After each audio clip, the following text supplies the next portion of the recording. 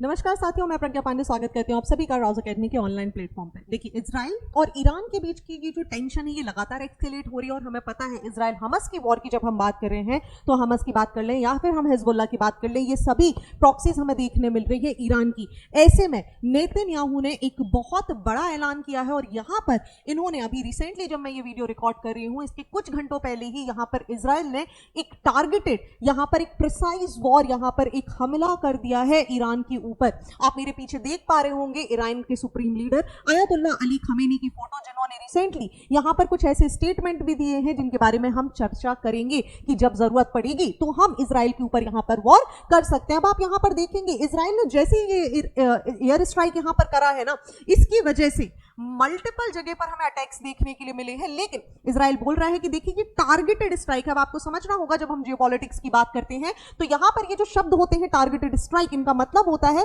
कि किसी भी सिविलियन को यहां पर नुकसान नहीं पहुंचाया गया है, केवल जो मिलिट्री बेसिस है हमने वहां पर अटैक किया है। अब आप सोच रहे होंगे कि आखिर इजराइल और हमस के वॉर के बीच में ईरान का क्या प्रॉब्लम है। अगर आप लगातार इस पूरे के पूरे ट्रेंड को या फिर जो न्यूज एनालिसिस हम लगातार डिस्कशन करते आ रहे हैं, अगर आपने इस पर ध्यान दिया होगा तो आपको समझ में आ रहा होगा कि Iran is the ally. Iran की ये सभी प्रॉक्सीज आपको देखने मिलेंगी, चाहे हम यमन के हाउतीस की बात करें, चाहे हम हिजबुल्ला की बात करें या फिर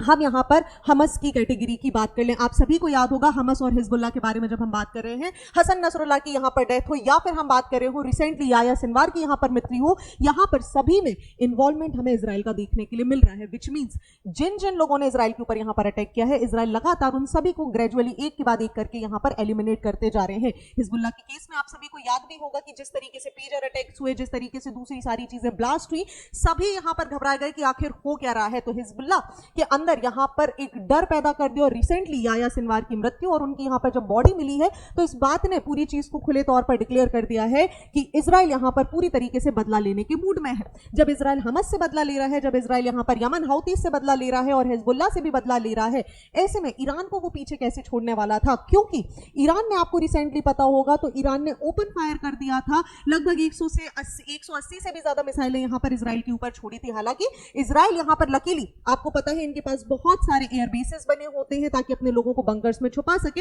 और यूएस ने भी कहीं ना कहीं इनको वार्निंग दे दी थी कि देखिए आपके ऊपर अटैक होने वाला है। अब यहां पर समझिए इसी चीज का यहां पर परिणाम देखते हुए इजराइल ने ईरान के ऊपर अटैक कर दिया है, जिसकी वजह से मिडिल ईस्ट में हम यहां पर बात करें तो लगातार टेंशन एक्सकेलेट होती जा रही है। हालांकि तेहरान ने फिर से यहां पर बोला है कि देखिए हम इस बात का आपको रिजल्ट, आपने ये जो किया है ना एक्टिविटी, ये बिल्कुल भी ठीक नहीं है, इस बात का परिणाम आपको भुगतना पड़ेगा। अब इजराइल ईरान का ये जो कॉन्फ्लिक्ट हमें देखने मिल रहा है, इसकी वजह से आप देखेंगे ईरान यहां पर बोलता हुआ नजर आ रहा है कि ये लिमिटेड डैमेज हमारे ऊपर हुआ है। अब आप सोच रहे होंगे ईरान ऐसा क्यों बोल रहा है लिमिटेड डैमेज हमारे ऊपर हुआ है। कारण, क्योंकि अगर ईरान इस तरीके से बोलेगा कि हमारे ऊपर अटैक हुआ है तो मोस्ट प्रोबेबल यहां पर उम्मीद की जा रही है कि रशिया इन्वॉल्व हो, लेकिन रशिया इस समय ऑलरेडी यूक्रेन के साथ युद्ध करने में व्यस्त है। ऐसे में कितनी पॉसिबिलिटी है कि रशिया इनकी मदद कर पाएगा या नहीं, ऐसा कुछ कहा नहीं जा सकता। लेकिन यूएसए हर बार यहां पर ओपनली आकर इजराइल को सपोर्ट करता है। हालांकि ये जो रिसेंट एयर स्ट्राइक यहां पर इजराइल के द्वारा की गई है, यूएस ने इसको सपोर्ट नहीं किया है, लेकिन यूएस ने कई बार इस बारे में वार्निंग दी थी कि इजराइल ईरान के ऊपर डेफिनेटली अटैक करेगा। आपको याद होगा कि यूएस ने केवल एक चीज की यहां पर रिक्वेस्ट करी थी कि देखिए आप सब अटैक करें इजराइल से, लेकिन आप न्यूक्लियर फैसिलिटीज पर अटैक नहीं करें, क्योंकि आपको पता है अगर न्यूक्लियर फैसिलिटीज पर अटैक किया जाता है तो ना केवल मिलिट्री बेसिस यहां पर डिस्ट्रॉय होंगे बल्कि आम जनता भी यहां पर बहुत ज्यादा परेशान हो सकती है, जिसकी वजह से वर्ल्ड वॉर 3 की सिचुएशन हमें देखने के लिए मिल सकेगी। आप समझिए कॉमन फैक्टर है, चाहे हम रशिया के कॉन्टेक्स्ट में बात करें, उसने यूक्रेन के किसी भी न्यूक्लियर बेस को यहां पर टारगेट नहीं किया है। कारण, क्योंकि सभी यहां पर लोगों की सुरक्षा करना चाहते हैं और सबको पता है अभी तक तो वॉर में कोई यहां इन्वॉल्व हो नहीं रहा है, लेकिन न्यूक्लियर फैसिलिटीज पे अटैक कहीं ना कहीं प्रॉब्लम क्रिएट कर सकता है। और इसी के साथ आप देखेंगे ये जो यहां पर एयर स्ट्राइक की गई है, इसकी वजह से 3 सिटीज के जो मिलिट्री बेसिस है इनके ऊपर प्रॉब्लम देखने के लिए मिला है। अब आपको पता होगा बिल्कुल कुछ 1 से 1.5 दिन पहले की बात है, यहां पर ईरान के सुप्रीम लीडर ने अपने पूरे के पूरे लोगों को यहां पर संबोधित करते हुए ये बोला कि देखिए अगर ईरानी मिलिट्री यहां पर तैयार रहे, अगर किसी भी तरीके की जो स्ट्राइक है, किसी भी तरीके का जो हमला हमारी ऑयल फैसिलिटीज पर होता है, हमारी न्यूक्लियर फैसिलिटीज पर होता है, तो हम तत्काल प्रभाव के साथ बिना सोचे समझे इजराइल के ऊपर यहां पर धावा बोल देंगे। अब आप देखिए जब इस तरीके का स्टेटमेंट आया था तो यूएसए ने बोला कि भाई ऐसा आपको करने की आवश्यकता नहीं है, क्योंकि आपके ऊपर ऑलरेडी सैंक्शंस लगे हुए हैं और डायरेक्टली ये जो अटैक हुआ है इसके रिस्पॉन्स में आप देखिए इजराइल क्या बोल रहा है कि देखिए हम एक आजाद देश है, ठीक है, हमारी खुद की सॉवरेनिटी है, और जब जब हमारे ऊपर अटैक हुआ है ईरान और ईरान की धरती से यहां पर हमारे ऊपर अटैक किए गए हैं। हम तब तक इन्वॉल्व नहीं हो रहे थे जब तक ईरान की प्रॉक्सीज हमारे ऊपर अटैक कर रही थी, तब तक हम ईरान के ऊपर किसी भी तरीके का धावा नहीं बोल रहे थे। लेकिन रिसेंट इंसिडेंट आपको याद होगा, यहां पर इतनी सारी मिसाइल ईरान की धरती से यहां पर इजराइल के ऊपर छोड़ी गई, और इजराइल बोल रहा है कि किसी भी दूसरी सॉवरेन कंट्री की तरह दुनिया में इजराइल के पास भी अधिकार है कि अगर उसके ऊपर अटैक होता है तो वो अपने ऊपर होने वाले अटैकों से खुद को यहां पर प्रोटेक्ट करे। अब आप समझिए सारी चीजों के बीच में जो टेंशन है ना,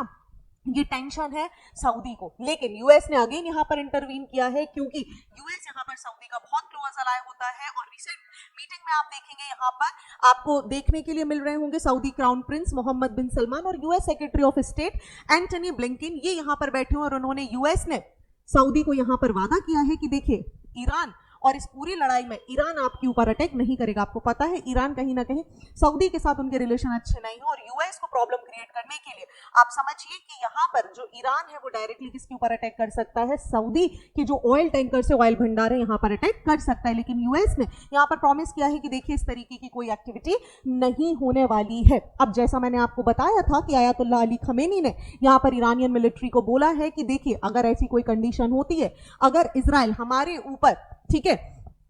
अटैक करता है तो हम 1000 बैलिस्टिक मिसाइल से इजराइल के ऊपर अटैक करेंगे, उनका पूरा का पूरा इंफ्रास्ट्रक्चर यहां पर डिस्ट्रक्ट कर देंगे। समझिए चीजें इंपॉर्टेंट क्यों है, क्योंकि आपको एक तरफ यहां पर यूएस देखने के लिए मिल रहा है तो दूसरी तरफ आपको रशिया देखने के लिए मिल रहा है। जहां रशिया का सपोर्ट ईरान के साथ है वहीं यूएसए का सपोर्ट इजराइल के साथ है। ऐसे में सवाल यह आ जाता है क्या वर्ल्ड वॉर 3 होने के चांसेस हैं? बिल्कुल चांसेस यहां पर बढ़ जाएंगे। लेकिन आप याद करिए जब भी विश्व युद्ध हुए हैं रशिया हमेशा अपनी खुद की वॉर्स में ही, या तो इंटरनल वॉर्स में या दूसरी वॉर्स में उलझा रहा है। इस समय रशिया की हम बात करें तो वो ऑलरेडी सैंक्शंस को सफर कर रहा है, वो ऑलरेडी यहां पर यूक्रेन के साथ युद्ध में शामिल है। अब आपके दिमाग में सवाल आ रहा होगा तो यहां पर हो सकता है चाइना और इंडिया मदद कर दें। आप कभी भी इस बात को नोटिस कर लीजिएगा, चाइना और इंडिया जब भी इस तरीके के युद्ध होते हैं उसका भागीदार नहीं बनते हैं। दोनों कंट्रीज इस समय अपनी इकोनॉमिक स्टेबिलिटी के ऊपर ध्यान दे रही हैं और उनका पूरा का पूरा मकसद है कि विश्व में यहां पर किसी भी तरीके से शांति स्थापित हो जाए। And this is the reason कि रिसेंटली ब्रिक्स मीटिंग में यहां पर रशिया ने इंडिया और चाइना की यहां पर दोस्ती करवाने की कोशिश करी है, ताकि जब यूनाइटेड नेशन जैसी जगह पर यूक्रेन के मुद्दे को उठाया जाए